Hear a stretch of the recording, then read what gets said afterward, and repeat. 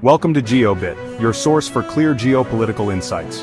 On August 18, 2025, President Donald Trump hosted Ukrainian President Volodymyr Zelenskyy and top European leaders at the White House to tackle the Russia-Ukraine war, now in its third year. Vice President J.D. Vance and others joined this high-stakes summit. What was the purpose, what did they discuss, and what was concluded?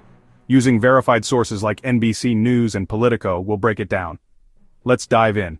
First, a quick recap from our previous videos.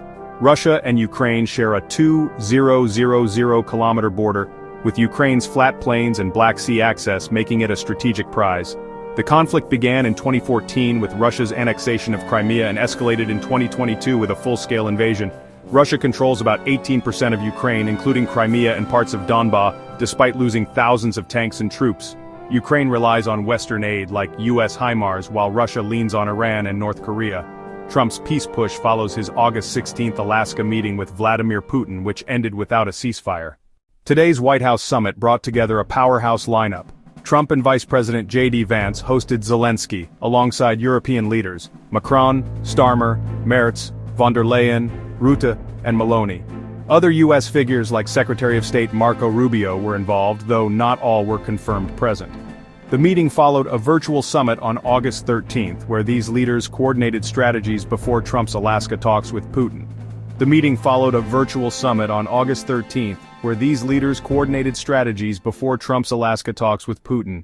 The summit's goal was to forge a united Western stance to end the Russia-Ukraine war.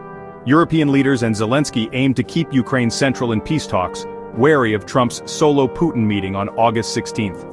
That Alaska meeting floated ideas like Ukraine ceding land. Trump pushed for a rapid peace deal, moving beyond a ceasefire to a long-term settlement. Trump warned Russia of severe consequences like sanctions if it stalls. Zelenskyy sought ironclad security guarantees, rejecting territorial concessions. Europe stressed that peace must respect Ukraine's sovereignty and international law. Key discussions followed a tight timeline. A virtual call on August 13, Trump's Alaska meeting on August 16, then the White House summit on August 18. Talks were intense but constructive. Trump urged Ukraine to cede Crimea and parts of Donbas, echoing Putin's June 2024 demands. Zelenskyy rejected this, citing Ukraine's constitution, and demanded full Russian withdrawal, calling Putin's peace offers a bluff amid ongoing attacks. He cited ongoing attacks like a Kharkiv strike killing 6, including children, hours before the summit. European leaders backed Zelenskyy. Macron said territorial talks must include Ukraine, Merz stressed EU security, and Starmer insisted borders can't change by force.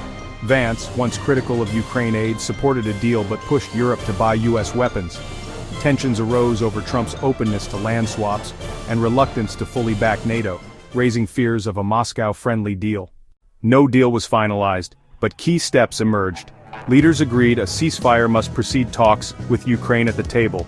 The Coalition of the Willing, 31 nations supporting Ukraine, set 4 principles: ceasefire first, tougher sanctions if Russia refuses, no forced border changes, and security guarantees without Russian vetoes on Ukraine's NATO-EU path.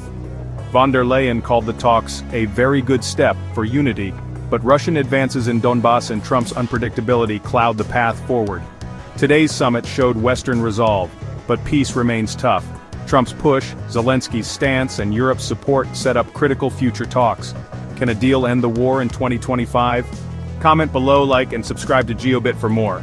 Sources in the description. Thanks for watching. Stay informed.